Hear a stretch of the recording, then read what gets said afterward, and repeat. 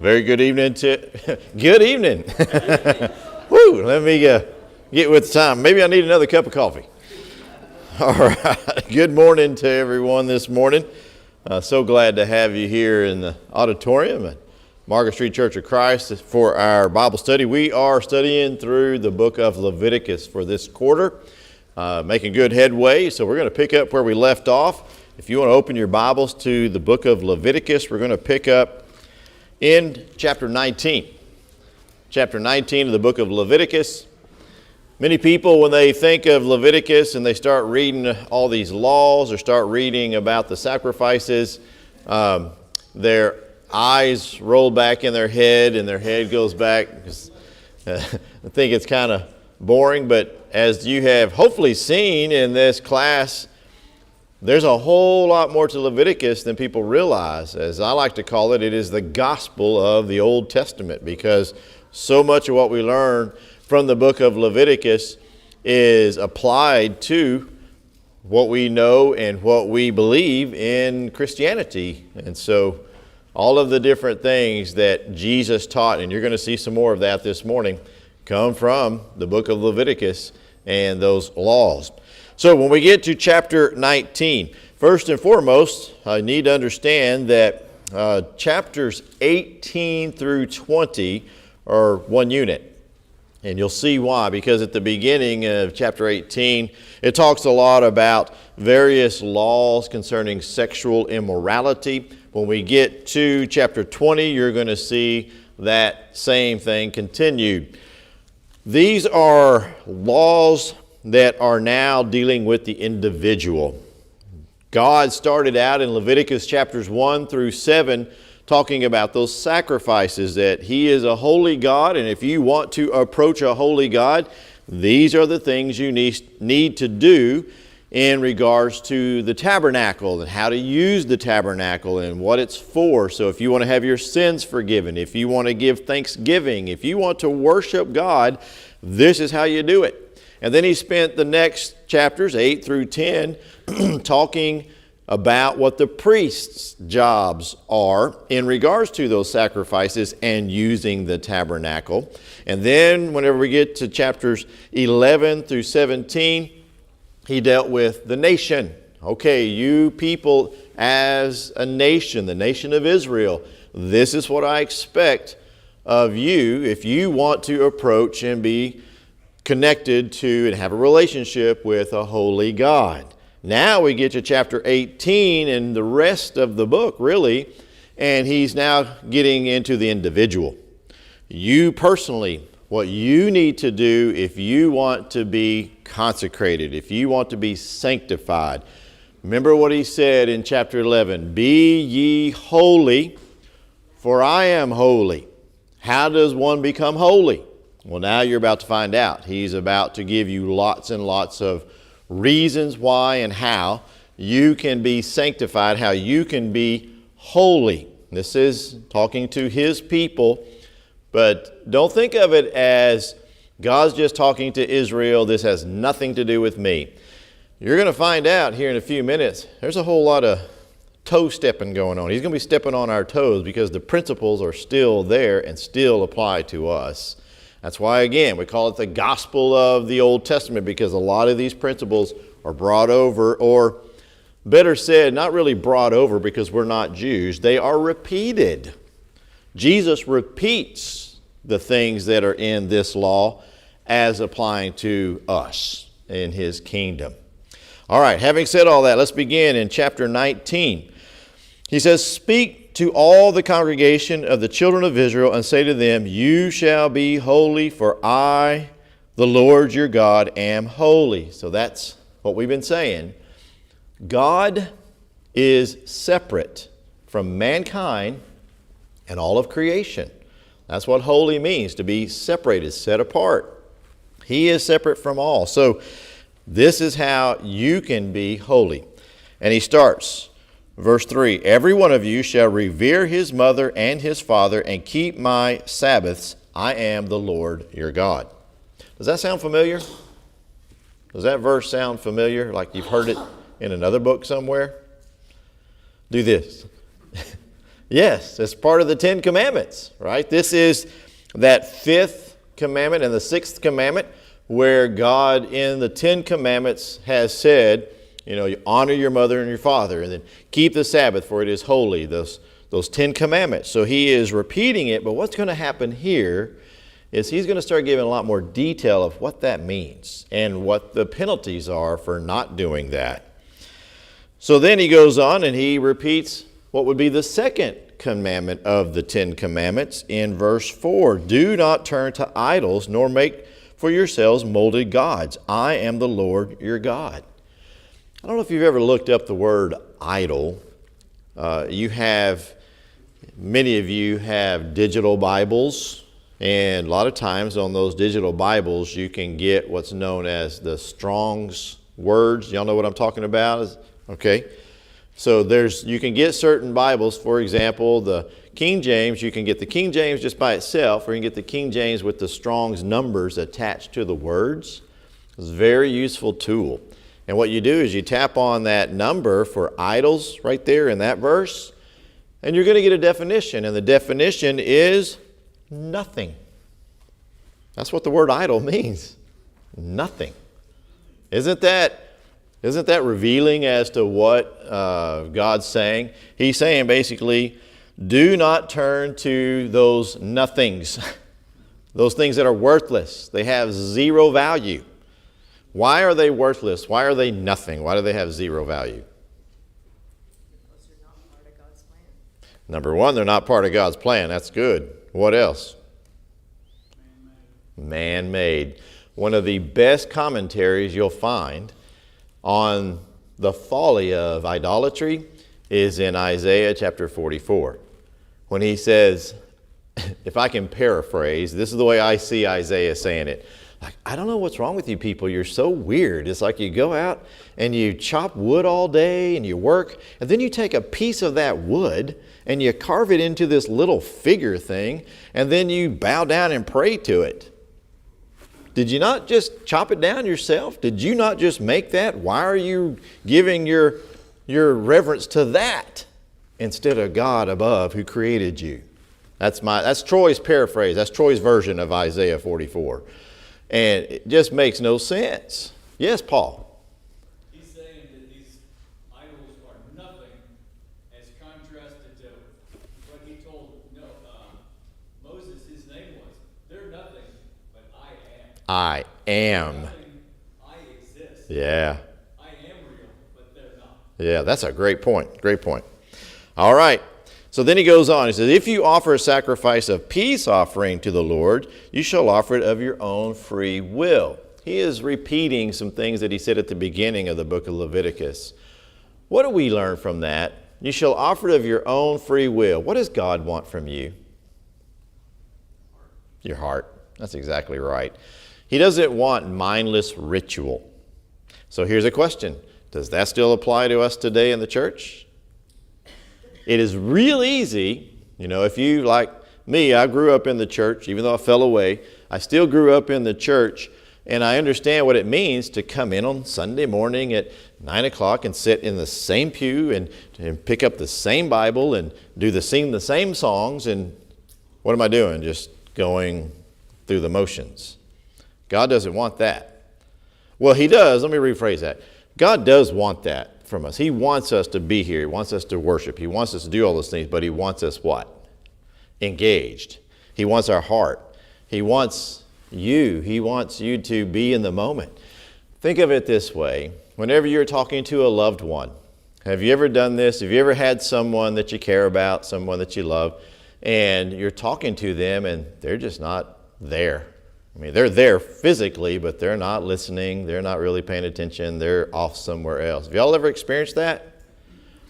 That's what God experiences when you do that to him without being engaged in worship. He wants you here. He wants you present. He wants you connected and worshiping. So remember that whenever. That's one of the reasons, by the way, why I love what Casey does on Sunday mornings when he leads prayer. He says, let's just take a moment and think about what we're doing in a moment of silence, and I think it's a really wise thing to do. All right, And then he goes on. Now he's giving some more detailed law. It shall, that sacrifice, it shall be eaten the same day you offer it on the next day. And if any remains until the third day, it shall be burned in the fire. If it is eaten at all on the third day, it is an abomination. It shall not be accepted. Therefore, anyone who eats it shall bear his iniquity, because he has profaned the hallowed offering of the Lord. And that person shall be cut off from his people.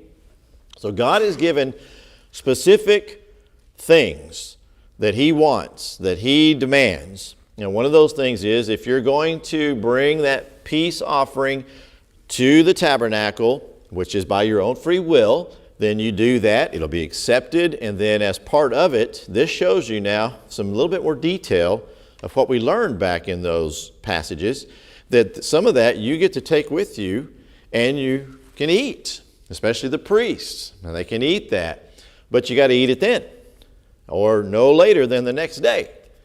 By the third day, what have you done? You've profaned it. And the word profane means you made it common. So there's nothing wrong with leftovers. Okay? We can have leftovers. It's just don't do that with the holy things. If it's going to be, think about it. If you have a lamb or an animal that you are going to butcher in order to eat, but you say, you know what? I'm going to take this and I'm going to go to the tabernacle and I'm going to offer this to God to give him thanks, to have that peace offering for providing so much for me. And then you do that, so you are consecrating it, therefore you eat it as a consecrated thing. On the other hand, let's say you got this animal and you go, you know what? I'm going to take this animal and I'm going to butcher it and me and my family's going to eat it. We'll eat it. All right? And if you want to eat it for the next week or whatever, that's fine. It's when you take it and you consecrate it, when you make something holy. All right? There's a principle there. And here's a principle. This is Troy's principle, okay? So don't walk out of here going, oh man, we're not supposed to do this, or this is where I apply this. How many of you, and it's not a sin, how many of you like to listen to Christian music? We have a few? Right, quite a few. Okay, I do too. I like to listen to Christian music because there's just a lot of filth on the radio, to be honest with you. And I love music, but I like Christian music. However, I don't want to hear or will not listen to, a lot of times, the songs that we sing here. So, for example, Amazing Grace. That's one of those songs. It's a well-known song. And I don't listen to that in the car. I don't listen to those songs for my own personal enjoyment. Why? Because we're taking those and setting them apart for God. All right? That's why I say this is Troy's personal conviction. I'm not telling you you can't listen to a cappella music in your car. I'm not telling you can't do that, okay? So this is a personal conviction based on this right here. So those other songs that I hear on Christian radio, they're not. They're just songs about God and Jesus and stuff like that, that are not used in worship. You see the difference? Okay, like I said, that's your judgment call, not mine. All right, and I got an elder over here looking at me like this, so I'm just messing with you. All right. We continue. This is one of my favorite parts of Leviticus right here. Verse 9, when you reap the harvest of your land, you shall not wholly reap the corners of your field, nor shall you gather the gleanings of your harvest, and you shall not glean your vineyard, nor shall you gather every grape of your vineyard. You shall leave them for the poor and stranger. I am the Lord your God. Love this. This is showing how much God cares for the poor. He's showing that he's taking care of everybody within his nation. However, there's a little caveat in there that's different than what some of our modern thinking is. And that is, while he's providing for the poor, he's not giving a handout. What does he say? That they may go and what? Glean, right? They got to go pick it up. They got to go harvest it. You remember the story of Ruth? How many of you know the story of Ruth? Okay. You remember whenever Ruth and Naomi got back to Israel, they're poor and they don't have anything. And what did Naomi tell Ruth to do? go out into the harvest where our kinsman Boaz is and glean. So what was happening is the harvesters were out there and they were harvesting all the grain and everything else, but they were doing this. That was years later when they were in the land of Canaan. And they're doing this. They're leaving the corners. They're leaving that left. And so the poor come behind and they can then eat of that grain, of that harvest that was left over. And so it's a beautiful picture of God's love and care. All right, verse 11. Yes, ma'am. I was just thinking about older neighborhoods. People often would plant their fruit trees at the front of the property so that people could share the fruit. Love that. Yes, I've seen that. Especially, I remember down in South Florida, we got lots and lots of orange trees everywhere. That's exactly what people would do, so that as you walk by the sidewalk, you could help yourself to an orange. Love that. The next verse is what I call the politician verse. It says, "You shall not steal, nor deal falsely, nor lie to one another." Is that not the perfect politician verse right there? Enough said. So he goes on, he says, "You shall not swear by my name falsely, nor shall you profane the name of the Lord." That is a repetition of the third command of the 10 Commandments. Verse 13, "You shall not cheat your neighbor, nor rob him. The wages of him who is hired shall not remain with you all night until morning." In other words, if you hire laborers to come in, pay them. Don't hold on to the money. Pay the person that is due their wages. And then he goes on, "You shall not curse the deaf, nor put a stumbling block before the blind, but you shall fear your God. I am the Lord." Now, that's just kind of a cruel person to do something like that, right? Can you imagine a blind person walking along and somebody goes, "Hey, watch this," and puts a block out in front of them to make them stumble? So what is God showing right here? What do you see about God and his nature here? That's right. He loves all. Now, there's an interesting aspect to this. There's also a correction of theology here. You see, a lot of, even the Jews, had the misconception, and you see this in John chapter 9. Why did some people think that some people were blind or deaf in the Jewish time, of Jesus' time? Their parents had sinned, or for some sin or something that had happened, they were being punished or they were being afflicted because of it. And what did Jesus say?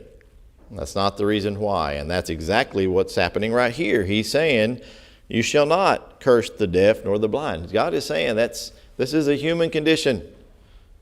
So it shows God's character there.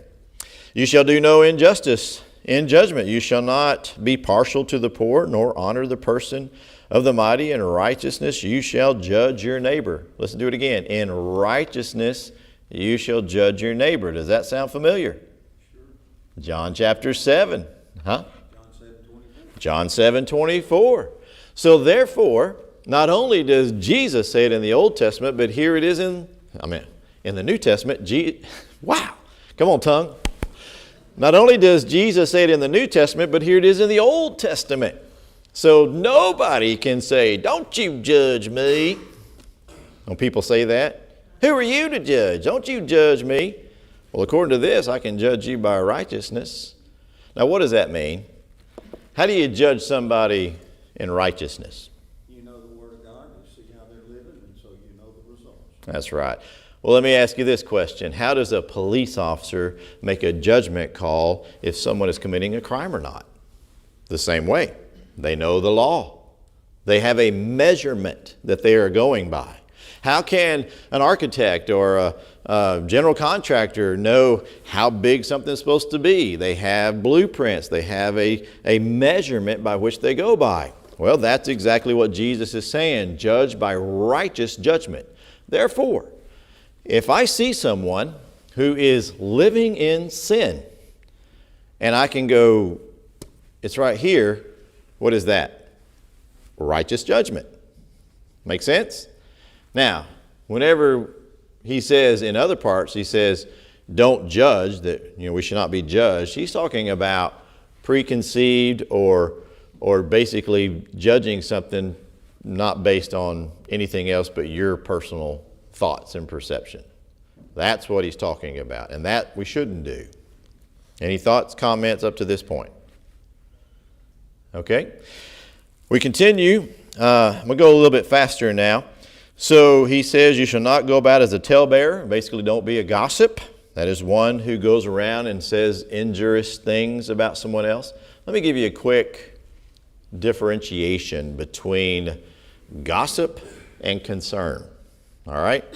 Gossip, think of it this way. When the person, I'm talking about if you're doing this, if you're worried, if you're gossiping or what, if the person walks away with a negative impact or negative feeling or negative outlook of the person you've been talking about, that's gossip. It's injurious. Am I saying that right? Injurious? It's injurious to that person. Concern is whenever you want their best interest. All right? So that's real important for ministers and for elders and those who are Christians, because we are concerned about people's souls. And so sometimes we're going to talk about it. I tell you right now that that's what preachers and elders do, because we're concerned about your spiritual well-being. So your name may come up. We may be talking about some things that are going on in your life, but if we do, it needs to be about that concern. Whenever we cross the line and start saying something that's either not true or that is speculation or is injurious, then it becomes gossip. Does that make sense? I think it's important for people to understand because it is okay to talk about other people if you are talking about them in their best interest. That's what we're supposed to do as Christians. Okay? All right, we continue. You shall not hate your brother in your heart. You shall surely rebuke your neighbor and not bear sins because of him. You know, a lot of people look at the Old Testament and think that the Old Testament is harsh, that God was harsh and everything in that Old Testament time, but now in the New Testament we have the God of love. It's the same God. God's never changed.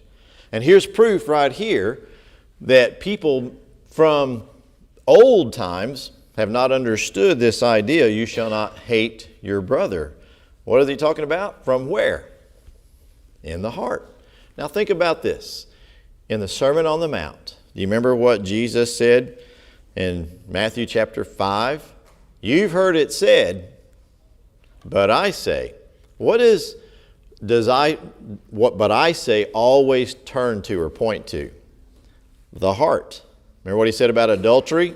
You've heard it said, thou shalt not commit adultery. But I say, don't even look at a woman because you've already committed in that way, because you've already committed sin. Where? In your heart. He says the same thing about hating your brother or murder. It starts in the heart. And notice, right here, God is telling Moses to tell the people it starts in the heart. I find that fascinating because sometimes we think, again, that the Old Testament is just cold and heartless. No. It's not at all. People just have overlooked or overread passages like this one. You might recognize this next verse. You shall not take vengeance nor bear any grudge against the children of your people, but you shall love your neighbor as yourself. I am the Lord. Right there in that one little verse is packed with all kinds of things that we pull out of the New Testament. You shall not take vengeance. Don't we read that in the New Testament? What does God say about vengeance? Vengeance is mine. So you don't take vengeance. All right? And you shall not bear any grudge. Boy, do we have a hard time with that one. That's been going on for thousands of years. Y'all ain't the first ones. I'm not the first one to bear a grudge. All right, come on, we've done it. We've all done it. We've all held a grudge somewhere, somehow. It's hard for mankind to really fulfill this.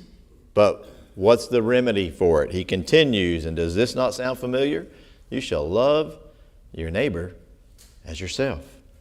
Where do we read that? Jesus Christ.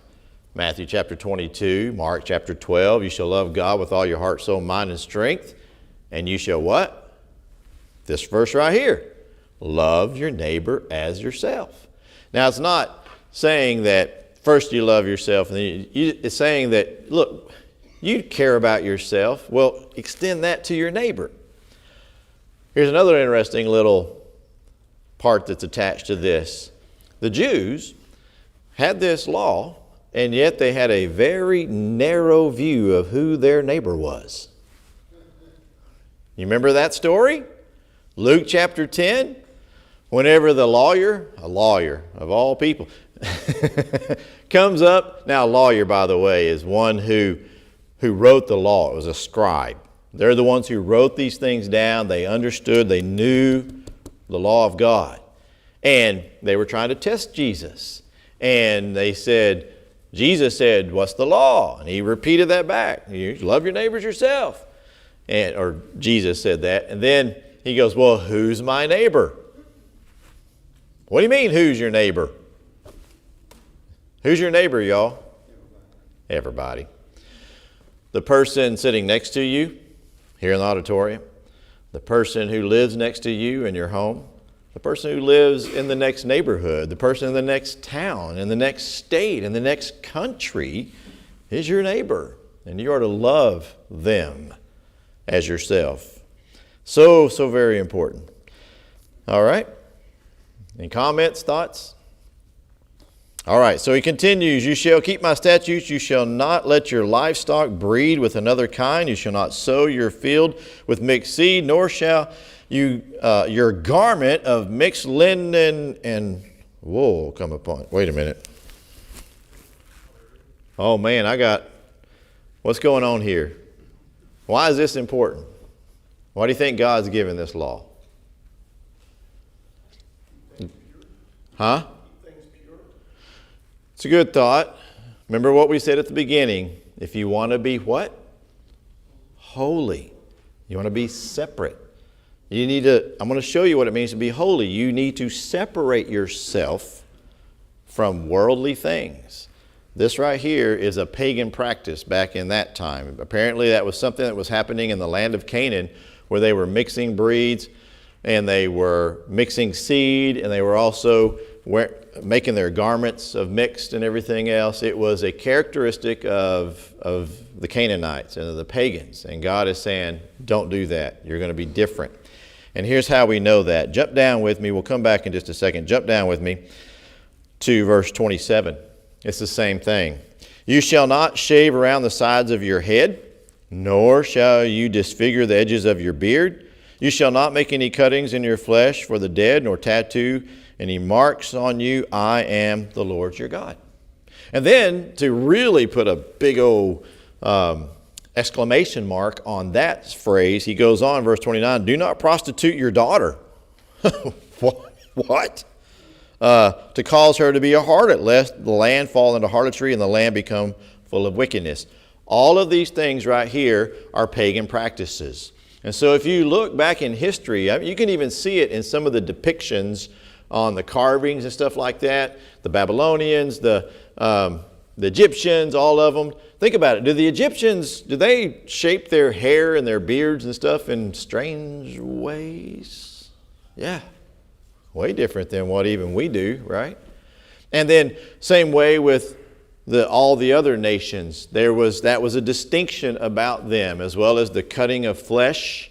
The cutting of flesh a lot of times makes those scars where they would have, you think about the warriors that would have the scars on their faces and stuff, and even the tattoos and all that stuff was all part of worldly paganism, those Canaanite cultures that God says, I don't want you to be a part of that. I want you to be separate. I want people to look at you, not only from your heart you're different, but I want them to see that you look different, and you everything about you is different. Does this make sense, y'all? Okay. So I know what some of you are thinking. Troy cuts his beard, right? Or so-and-so's got a tattoo, or I got a tattoo. So is it a sin to cut your beard? Is it a sin to have a tattoo? This is the old law. That's right. Now, having said that, if there was something about the world that was, and it is in many cases. So number one, not saying it's a sin to have a tattoo. I think tattoos are very interesting, and especially when you talk to some of the our friends and brothers incarcerated, there's a lot of story behind them. However, having said that, is that it comes back to the fact of, do we separate ourselves from the world or not? All right, so if there was a culture that was identified by the way they shaved their beard, and I came in wearing that same beard, what are you going to think? Is Troy like condoning that or something? So it really comes down to it, all right? So if someone, for example, I can tell you one example. One of our brothers in Christ, he was in a gang, and he had, if I can remember how it was, yeah, Unforgiven across, big across his neck. And everybody could see it. Well, when he became a Christian, he's like, what am I going to do with this? He changed it to I'm forgiven. So his tattoo became preaching the gospel. And so it all has to do with what the intent is and how it's connected there. I know it's an uncomfortable subject. All right, so again, it's not a sin to have a tattoo. It's like, what is the message and what is the purpose? And not only that, we have brethren who came out of the world think about this. James chapter, help me out. Is it James chapter 2 that says we don't give preference to one another and we're supposed to give our best? I remember one time this biker came walking in, had tattoos and the hair and the leather and the boots and everything else, came in, walked up to the front and sat down on the front pew. And everybody was like, this is uncomfortable. Who is this guy? He gave himself to Christ. Isn't that what matters? And that was his best. That was his best that he was offering to God. So keep that in mind. Paul said he came saved. He came, yeah. Such were some of you. There you go. Good. All right. Now, going back, jumping up real quick, verse 20 through 22, talking about now getting into a little bit of sexual laws, who lies carnally with a woman who is betrothed to a man as a concubine. That word right there means a bondmaid. Basically, it's a slave. And what happens in this is bondservants is that basically they were taken advantage of. And it is a person who is in a position who's not free to resist. And so what's supposed to happen to those people? And God is providing for them. Because typically what would happen in sexual laws, which you're about to see, is they'd be put to death. Well, she couldn't help it. She's in a predicament here. So God is providing, saying the person who essentially raped her is now obliged to marry her, to provide for her. And so God's even looking out for those who are in the outskirts and stuff of what might be considered the other parts of the law. All right. Then in verse 23 through 25, he gives some laws concerning the fruits of the land. He repeats that you shall not, verse 26, eat anything with blood. And then he goes on, that part about prostituting your daughter, by the way, that's going back to the pagan practices. Just the weirdest thing in our minds to think that someone would think it was a good thing to send their daughter down to the temple. That's what, when you get to places like Corinth, where you're talking about the Temple Diana, this is where they had prostitutes there because that was one of their ways of inciting the god or pleasing the god of fertility so that they would have abundant crops and things like that. Yes, I know, it's twisted in the mind. But are there twisted-minded people in the world today? Yeah. So imagine a whole bunch of them get together and they come up with a religion. That's what that is. Verse 30, you shall keep my Sabbaths and reverence my sanctuary. I am the Lord. I recently wrote an article using this word, sanctuary. This is one of those words that gets abused and misused, even in the church. So I ask you this simple question. Are we in the sanctuary right now? Do this. We are not. Sanctuary, all right, specifically in this Hebrew word is the word mikdash, which is very specific. It is the holy place. It is that consecrated place. I ask you, when he's talking to the Israelites, what is the holy place? The tabernacle. There you go. That's the place. He's saying don't abuse. He's saying, but you need to reverence the sanctuary, the tabernacle, that holy place of the tabernacle. Keep it special. This is not the sanctuary. A lot of religious talk will say this is the sanctuary. It's not. It's an auditorium. The sanctuary is... Now, holy people come in here and worship in this auditorium, but we no longer have a sanctuary. There's no longer a temple. There's no longer a tabernacle. All right? Is that difficult for anyone? Okay. Then he continues, give no regards to mediums. And then I like this verse. We need to do more of this in verse 32. You shall rise before the gray-headed and honor the presence of an old man and fear your God. I am the Lord. This is part of showing that neighborly love, all right? Giving respect to your elders. Even a stranger you shall not mistreat him, verse 33. But verse 34, you shall love him yourself. And then he goes on to give some more laws. Do not do injustice in measurement of length, weight, or volume. You shall have honest scales. People ever do that? That's like put their finger on the scale, right, or something. Get a little extra money. All right. Then chapter 20. We're going to do 20 real fast, real simple. Chapter 20 are the penalties for all of the sexual laws that he gave in chapter 18. And I want you to notice what he says. In verse 3, talking about those who give to Molech, those who participate in idolatry of Molech, which does have sexual references as well, they shall be cut off. But then I want you to jump down and look at what happens with some other of these laws. Verse 9.